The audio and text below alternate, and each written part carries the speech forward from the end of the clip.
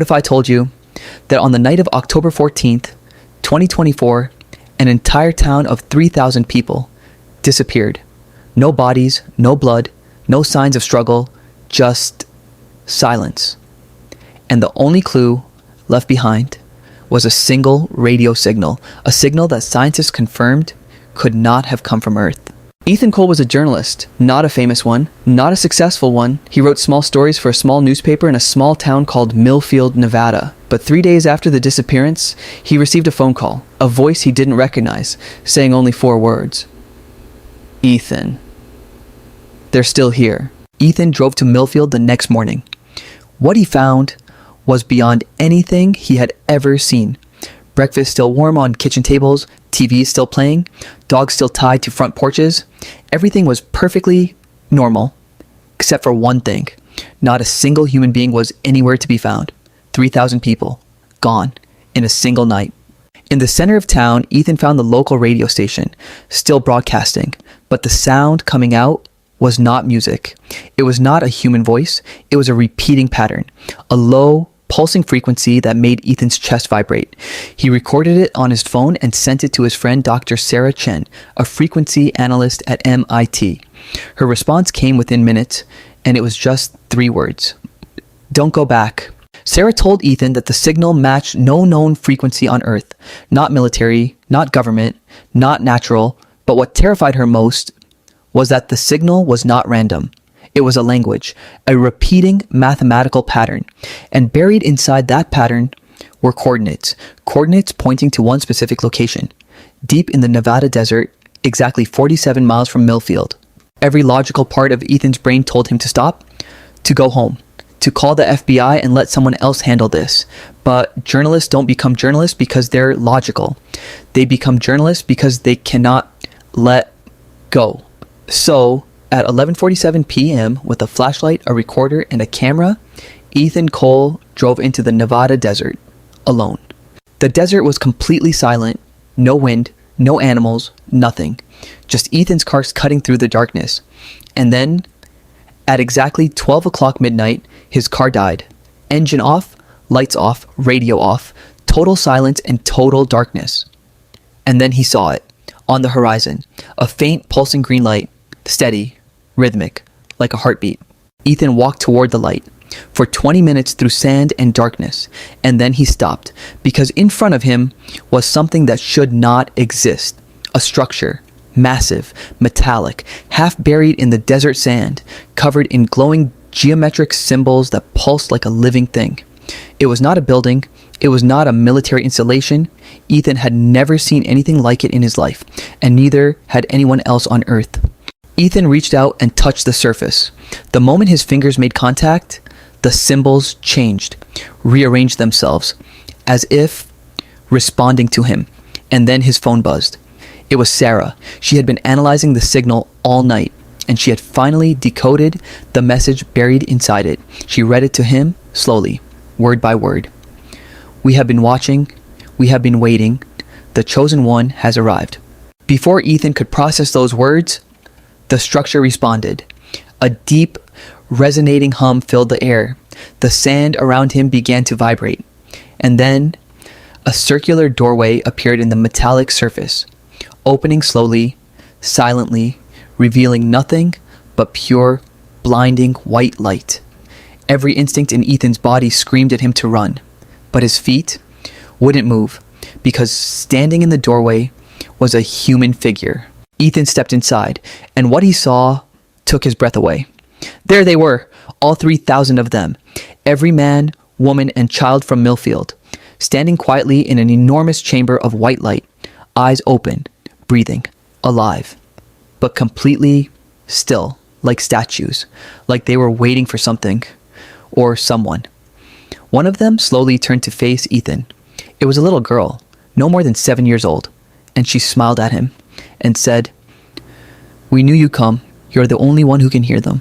And then the chamber changed, the walls dissolved, and Ethan found himself standing in open space, not the desert. Space, stars all around him, earth floating below him like a blue marble, and a voice, not through his ears, but directly into his mind, began to speak.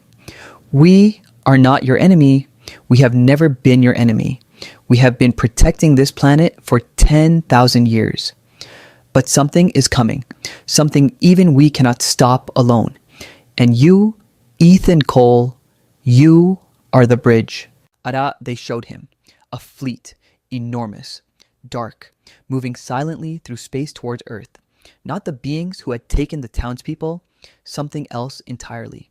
Something ancient, something that had destroyed 7 other civilizations across the galaxy. And it was coming here. The voice continued. They will arrive in 72 hours. We cannot fight them without human cooperation, without your species willingly joining what comes next. But first, your leaders must be warned, and they will not believe a single word unless you bring them proof. Something materialized in front of Ethan. A small crystalline object, perfectly clear, but inside it, moving images, data, the entire history of Earth as seen from above, every war, every discovery, every moment of human kindness and human cruelty. All of it recorded, witnessed. The voice said, "Take this to your leaders. It contains everything they need to know, everything we know about what is coming. You have 72 hours, Ethan. After that, nothing we do will matter." And then Ethan was back. Standing in the middle of Millfield's Main Street, the sun was rising, and all around him, people were appearing, blinking, confused, touching their faces, their arms, each other, all 3,000 of them, returned, unharmed, with no memory of where they had been. But Ethan remembered everything, and in his right hand, the crystal, still glowing, still warm. Ethan went straight to the authorities, then to the military, then to the government. He showed them the crystal. He told them everything. And one by one, they looked at him the same way, with pity, with suspicion, with disbelief. One general looked at the crystal, then at Ethan and said quietly, "Son, do you know how many people come in here every year with stories like this?"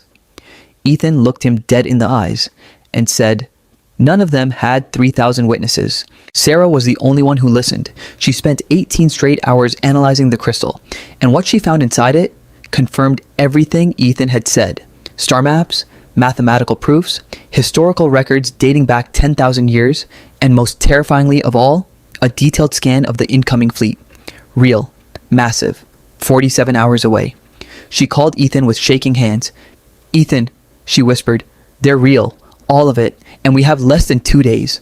If the government wouldn't listen, Ethan would go to the people directly. He and Sarah broadcast everything, every piece of data from the crystal, live, on every platform, every channel. Within 3 hours, it had been viewed by 2 billion people. Governments tried to shut it down, but it was too late. The world was watching, and the world could not look away. Within 24 hours, everything changed. World leaders held emergency summits, militaries went on global alert. Scientists confirmed the incoming object using their own telescopes. It was real. It was enormous, and it was heading directly for Earth. The same general who had dismissed Ethan now called him personally. His voice was quiet, serious. "Mr. Cole," he said, "we need you to go back.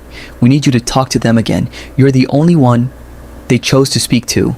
Ethan drove back to the desert, alone, just like before.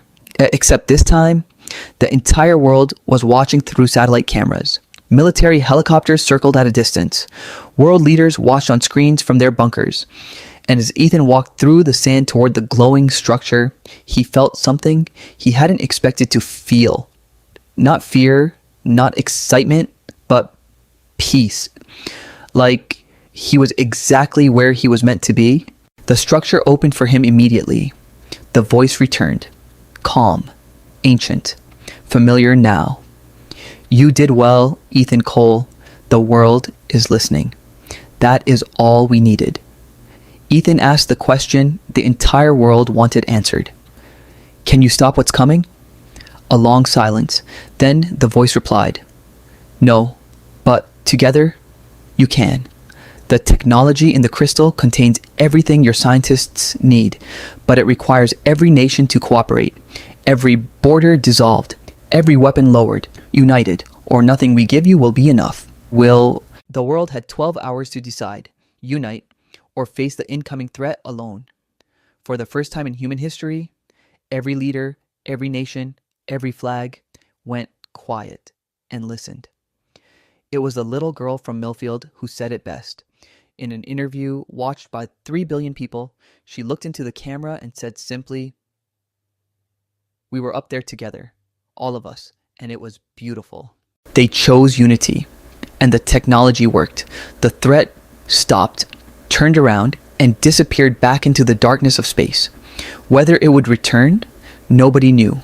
But for one extraordinary moment, every human being on Earth looked up at the same sky and felt the same thing, that they were not alone and that maybe that wasn't something to fear.